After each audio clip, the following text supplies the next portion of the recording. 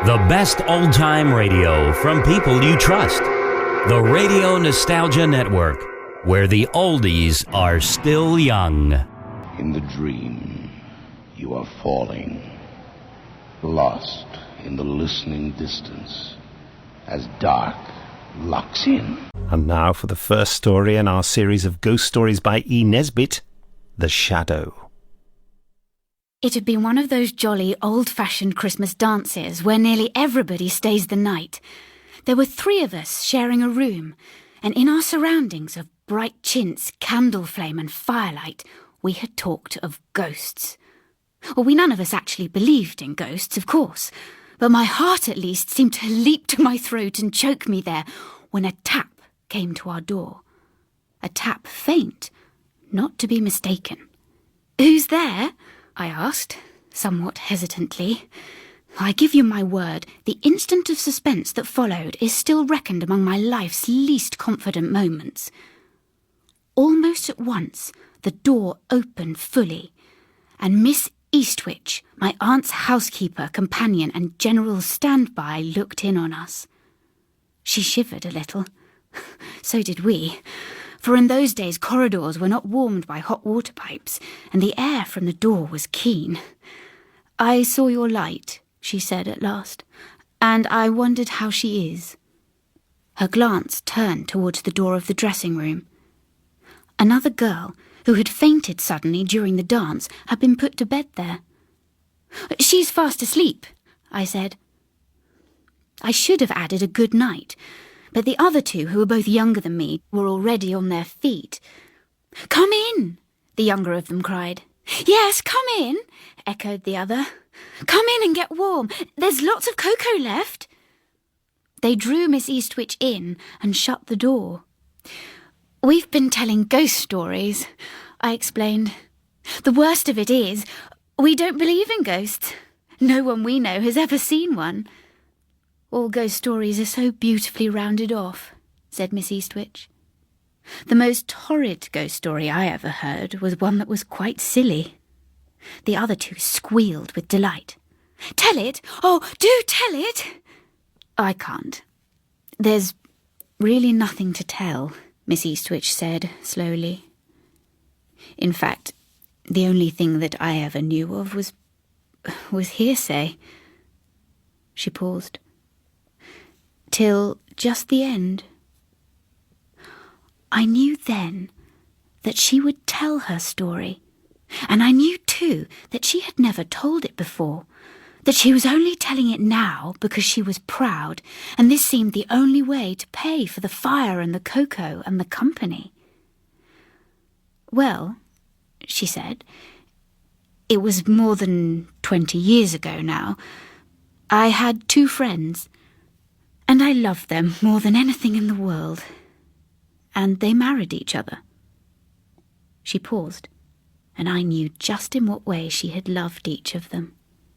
After they were married, I did not see much of them for a year or 2, and then he wrote and asked me to come and stay, because his wife was ill, and I should cheer her up, and cheer him up as well, for it was a gloomy house, and he himself was growing gloomy too. Well, I went. The address was in Lee, near London. The house didn't look gloomy. It was a smart new villa, with iron railings and a brightly coloured tiled front path.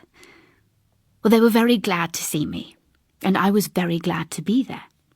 She went to bed early and asked me to keep him company through his last pipe, so we went into the dining room and sat in the 2 armchairs on each side of the fireplace. He sat looking into the fire. Presently he said, "Margaret, this is a very peculiar house." He always called me Margaret. You see, we'd been such old friends. I told him I thought the house was very pretty and fresh and homelike. He said, "It is new. That's just it. We're the first people who've ever lived in it. If it were an old house, I should think it was haunted." I asked if he had seen anything. "No," he said, "not yet." "Heard then?" said I. "No, not heard either," he said. "But something follows me about. Only when I turn round, there's never anything, only my shadow. And I always feel that I shall see the thing next minute, but I never do, not quite. It's always just not visible. Has Mabel seen or heard anything? I asked.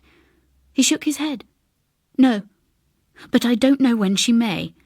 And you know Mabel. She's like a little bird on a flower. You were always so sensible and strong-minded. I said yes, of course. Then he said he thought I could help him.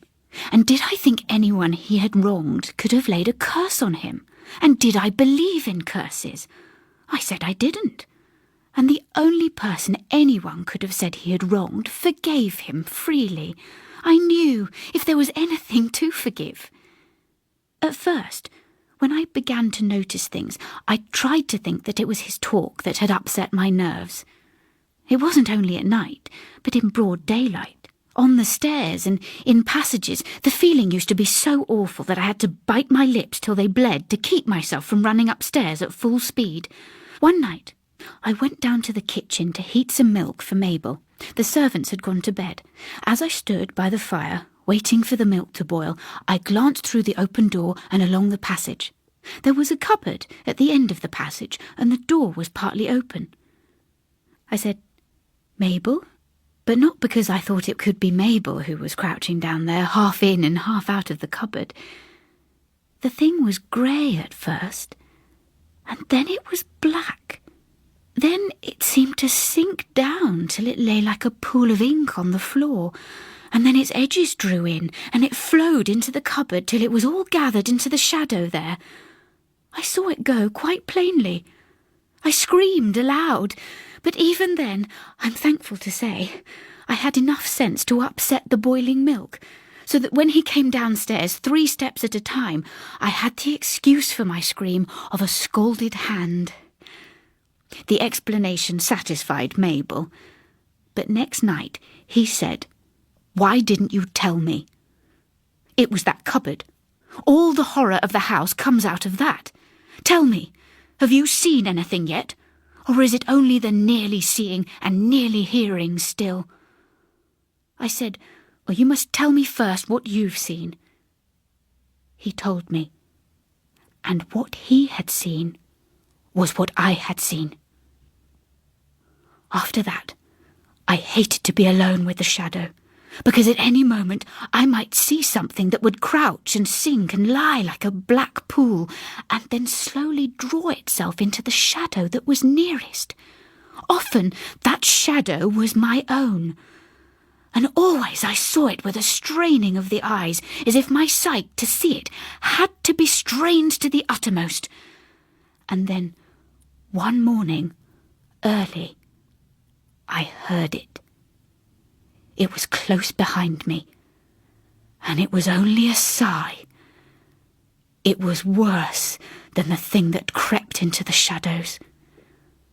I couldn't have borne it if I hadn't been so fond of them both. But I knew in my heart that if he had no one to whom he could speak openly, he would go mad or tell Mabel.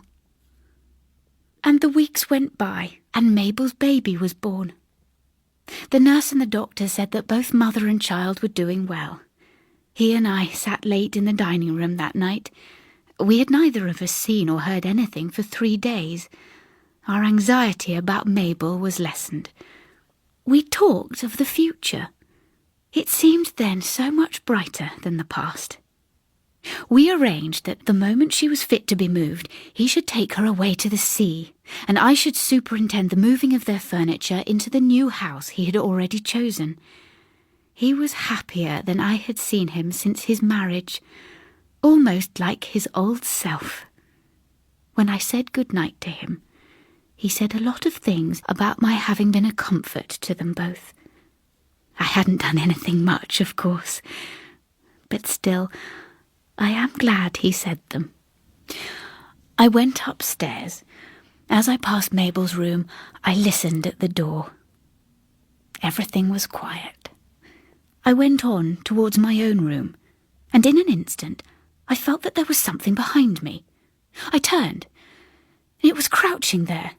It sank, and as the black fluidness of it seemed to be sucked under the door of Mabel's room, I heard it sigh. I ran back, opened the door and went in. The nurse and the baby were asleep. Mabel was asleep too. Oh, she looked so pretty, like a tired child. The baby was cuddled up into one of her arms with its tiny head against her side.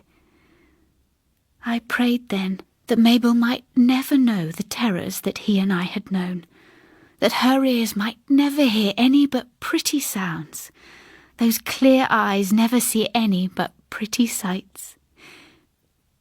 I did not dare to pray for a long time after that, because my prayer was answered. Mabel never saw, never heard anything more in this world. When they had put her in her coffin, I lighted wax candles round her, and I saw he had followed me. I took his hand to lead him away. At the door we both turned. It seemed to us that we heard a sigh, and at that instant we both saw it. Between us and the coffin, first grey, then black, it crouched an instant, then sank and liquefied, and was gathered together and drawn till it ran into the nearest shadow, and the nearest shadow was the shadow of Mabel's coffin. I left the next day. His mother came. She had never liked me. Miss Eastwich paused. I think she had quite forgotten us. "Did you see him again?" I whispered. "Only once," Miss Eastwich answered, and something black crouched then between him and me. His second wife, crying beside his coffin. It's not a cheerful story, is it? I think it was seeing his daughter that brought it all back. She looked towards the dressing-room door. "The girl," I whispered, "in there, is Mabel's baby." Yes, and she is exactly like Mabel, only with his eyes. Suddenly, Miss Eastwich leapt up, her eyes straining. She was looking at something that we could not see, that seemed not quite to reach the height of the dressing-room door handle. Her eyes followed it down, down, widening and widening. Mine followed them, and did I quite see? I can't be certain, but we all heard the long-drawn, quivering sigh, followed by Miss Eastwich's dreadful, piercing cry as she caught up the candle. It dripped all over her trembling hand and staggered into the dressing-room, to the girl who had fainted during the dance, to Mabel's daughter. But it was too late. The doctor said that Mabel's daughter had died of heart disease, which she had inherited from her mother. It was that had made her faint. But I have sometimes wondered whether she may not have inherited something from her father. I had never been able to forget the look on her dead face. The Shadow by E. Nesbit, abridged for radio by Roy Apps, was read by Anna Madeley and produced by Celia de Wolfe. It was a peer production for BBC Radio 4 Extra.